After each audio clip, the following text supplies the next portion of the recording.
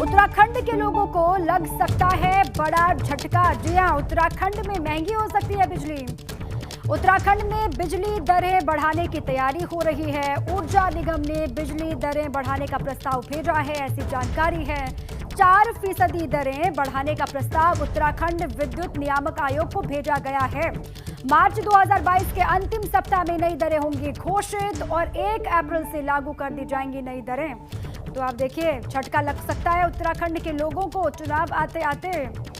और इसी पर अधिक जानकारी के साथ मेरे सहयोगी रवि कैंत्रा जुड़ चुके फोन लाइन पर। रवि, क्या जानकारी है इस पूरे मामले को लेकर? ये कहा जा रहा है कि उत्तराखंड के लोगों को लगने जा रहा है झटका, बिजली की दरें बढ़ सकती है वहां पर। बिल्कुल दीपा, देखिए, अगर उत्तराखंड में बिजली की दरों की बात की जाए तो अब 4% दरें बढ़ाने के लिए विद्युत जो यूपीसीएल है उसने नियामक आयोग को लिखा है। और ऐसे में अगर ये दरें बढ़ती हैं तो ये मार्च में बढ़ी जाएंगी, क्योंकि मार्च में विद्युत नियामक आयोग की बैठक होती है और इसके बाद अप्रैल से इन दरों को शुरू कर दिया जाएगा। तो ऐसे में ये माना जा रहा है कि जिस तरीके से, चाहे वो कोई भी वजह हो कि किन वजहों की वजह से विद्युत की दरों को बढ़ाने का जो प्रस्ताव नियामक आयोग को भेजा गया है, हालांकि उसमें फाइनल मोहर नियामक आयोग की लगनी है, लेकिन 4% जो दरें हैं उनको बढ़ाने का प्रस्ताव भेजा गया है कई कारणों को लिखकर। तो ऐसे में जब विद्युत नियामक आयोग की एक बैठक होगी, इसमें ये निर्णय लिया जाएगा। हो सकता है कि इन दरों का जो 4% का प्रस्ताव दिया गया है कुछ कम इसको बढ़ाया जा सके, लेकिन इतना निश्चित है कि उत्तराखंड में जो विद्युत की दरें हैं वो कुछ ना कुछ जरूर बढ़ाई जाएंगी। तो हम मान सकते हैं कि मार्च के बाद, मार्च 2022 के बाद लोगों को जो अभी जो बिजली का बिल जो दे रहे हैं उसमें कुछ इजाफा होना लगभग तय है। चलो ठीक है रवि, बहुत शुक्रिया आपका पूरी जानकारी के लिए। इस प्रस्ताव पर क्या होता है, आगे क्या फैसला लिया जाता है, इस पर भी लगातार नजर रहेगी। उत्तराखंड विधानसभा चुनाव जैसे जैसे नजदीक आते जा रहे हैं, प्रदेश में राजनीतिक दलों की गतिविधियां भी लगातार तेज हो रही हैं। तो वहीं सीएम पुष्कर सिंह धामी भी जिलों के ताबड़तोड़ दौरे करके सरकारी योजनाओं की घोषणाएं करने में जुटे हुए हैं। इसी क्रम में आज सीएम धामी के ताबड़तोड़ दौरे रहने वाले हैं। आज सीएम धामी कुमाऊं और गढ़वाल के कई जिलों के दौरे पर रहेंगे, जहां वो कई योजनाओं की सौगात देने के साथ ही कई जनसभाओं को भी संबोधित करने वाले हैं। सीएम धामी आज सबसे पहले गढ़वाल में टिहरी के दौरे पर पहुंचेंगे। यहां सीएम घनसाली विधानसभा में कई विकास योजनाओं का लोकार्पण और शिलान्यास करने वाले हैं, ऐसी खबर है। और फिर इसके बाद एक विशाल जनसभा की तैयारी वहां पर चल रही है, जिसको भी संबोधित करते हुए धामी दिखाई देंगे। टिहरी के बाद सीएम धामी कुमाऊं के दौरे पर रवाना हो जाएंगे। कुमाऊं में चंपावत की लोहाघाट विधानसभा में सीएम के कई कार्यक्रम निर्धारित है, वहां पर पहुंचेंगे और फिर जनसभा को वहां से भी संबोधित करेंगे।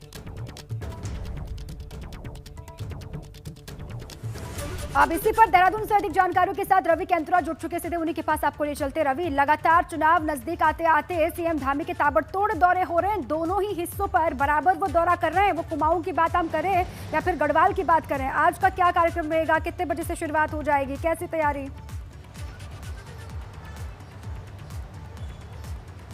बिल्कुल दीपा, देखिए, आज मुख्यमंत्री ने 2 जिले चुने हैं, जिसमें पहला जिला टिहरी है, जहां 11:30 बजे मुख्यमंत्री पहुंचेंगे। और यहां पर जो घनसाली विधानसभा है टिहरी जिले के अंतर्गत, इस विधानसभा में कई योजनाओं का शिलान्यास और लोकार्पण आज मुख्यमंत्री के द्वारा किया जाना है। इसके साथ ही मुख्यमंत्री यहां पर एक जनसभा को भी संबोधित करेंगे, जिसको लेकर बीजेपी के कार्यकर्ताओं में उत्साह भी है और पूरी तैयारी की गई है। इसके बाद मुख्यमंत्री चंपावत जिले में जाएंगे, जो कि कुमाऊं मंडल में है। और चंपावत जिले की लोहाघाट जो सीट है, वहां पर मुख्यमंत्री की एक जनसभा है, जिसको वो संबोधित करेंगे। विजय संकल्प यात्रा जो भाजपा की चल रही है उसमें वो शामिल होंगे।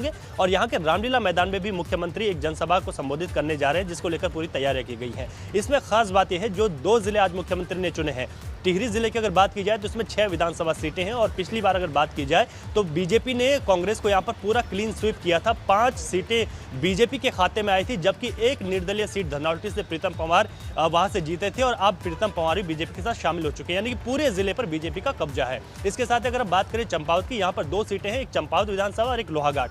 यहाँ पर भी बीजेपी ने कांग्रेस को क्लीन स्वीप किया था, दोनों ही सीटों पर बीजेपी काबिज थी। अब सबसे महत्वपूर्ण है, क्योंकि 2022 के चुनाव बेहद करीब, और ऐसे में ये इस वक्त बीजेपी की शाख का सवाल है कि उसको अपनी शाख बचानी है, कि किस तरीके से 2022 में जिस तरीके से प्रचंड बहुमत के साथ उस वक्त 2017 के चुनाव में बीजेपी आई थी, इसी में वापसी करनी है। हालांकि कांग्रेस भी लगातार कोशिश कर रही है, लेकिन आज मुख्यमंत्री जिन 2 जिलों में है, यहाँ पर पूरी तरीके से बीजेपी है।